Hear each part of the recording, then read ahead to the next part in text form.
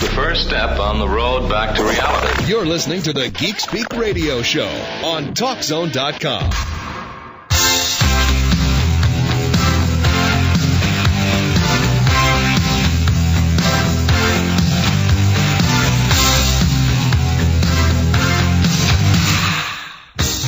Welcome back to the Geek Speak Radio Show in the middle of Back to the Future Day, talking to writer, producer Bob Gale. So, Bob, let's get into the movie itself.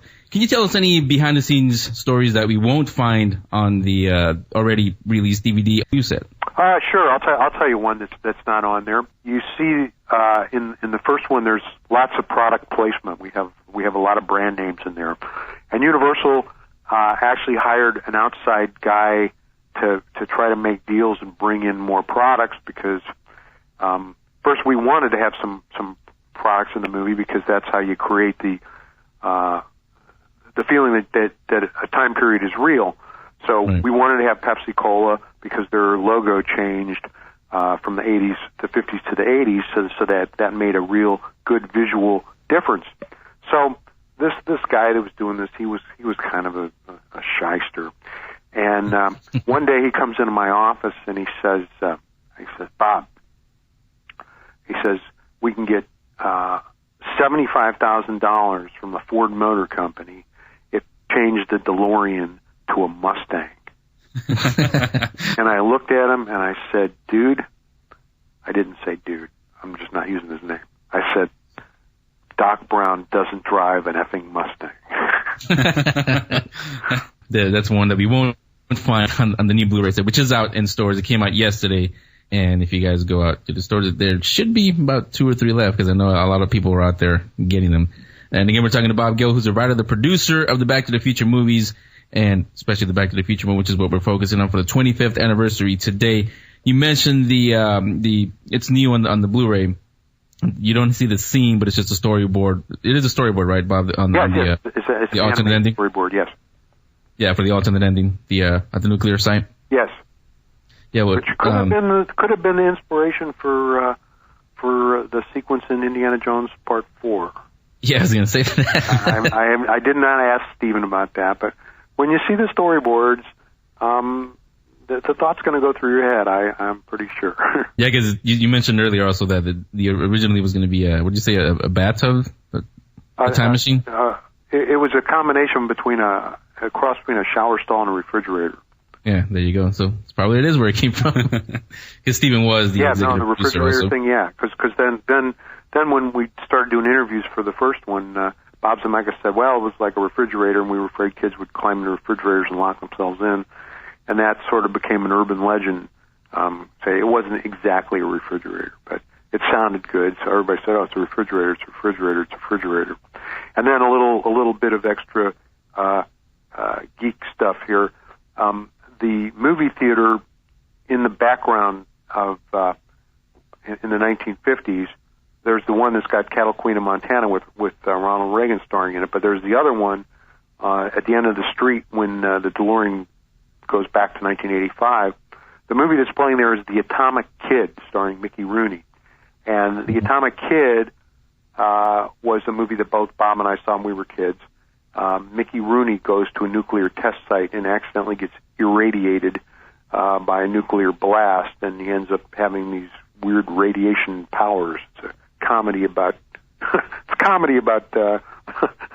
nuclear poisoning, if you will. It's a pretty bizarre movie that is not on home video anywhere. I've never seen it on television.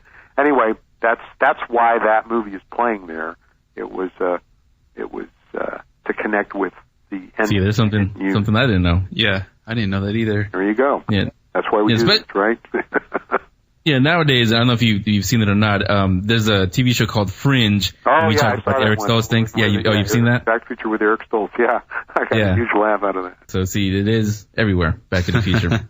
And this is a story and a movie that it shouldn't be touched or remade. And we have a lot of those today, remakes or reimaginings, as they call it. This one, do you think it needs a reimagine, or should it be just left as it is? Oh, listen, it's just fine the way it is, and that's why Bob and I have said repeatedly when anybody asks us, well, what about doing a remake? You know, I mean, we've said you can't do a Part 4 because we don't have Michael J. Fox. It's not in good enough physical shape to do one, so that I mean, that's been off the table since he was diagnosed with Parkinson's. But then I said, well, these rumors come out, Zac Efron or Justin Bieber, and I don't know where these things get started. No. The answer is no.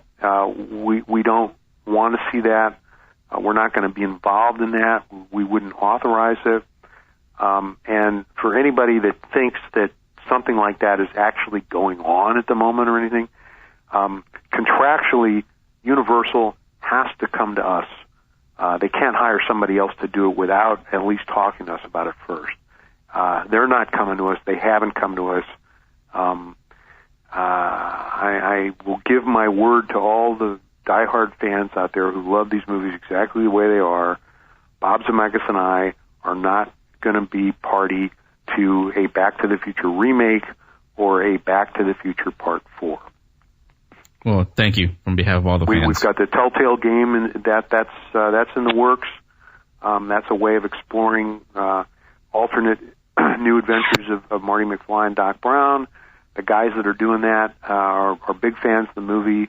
I'm very optimistic that we'll get a good Back to the Future video game, because the ones that they did back in the day were just pieces of crap. Yeah. Yeah, again, everybody here, not just myself and my co-host Roma, who loves this movie, but everybody thanks you again for not touching this one. Matter of fact, you heard about George Lucas's special editions for his Star Wars movies. Yeah. We're glad that for this one, you didn't decide to retouch it, add scenes, change things. No. Bob Zemeckis hates that. He says, you know what, the movies are they're representative of their time. Yeah, are there some special effects shots that we cringe at? Sure there are. Are there things that we could technically clean up and do better? Yeah, but we're not doing that. I mean, what we did do, there's some additional wire removal that we did on these, but that was a byproduct of the masters that we used were so much better. When you go see a movie, you're actually seeing a film movie, not a digital presentation. It's a fourth generation element that you're seeing. You got the camera negative, you got an inner positive that's made from the camera negative to make an inner negative, and then the release prints are made from the inner negative, all to protect too much handling of the original camera negative. And each time you go another generation, there's a little image degradation, a little bit more grain. So you can use that to your advantage in that, okay, it's a little bit softer each time, and there were wires that we could see off of the original negative that you can't see on a fourth generation. When we went back to an inner positive, you could see some of those wires in the hoverboard chase, and we took them out.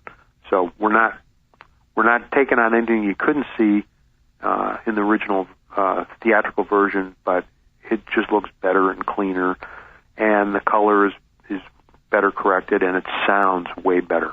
So, yeah. But the main thing is the story remains the same. Everything is the same. We didn't add in the scenes that we deleted. They're still in the deleted scenes folder. They were deleted because we didn't need them. Especially thanks for not converting this to 3D. Oh, God. Everything else is nowadays. You think that this 3D thing, you think that's just a fad, or is it the game changer that Cameron says it is?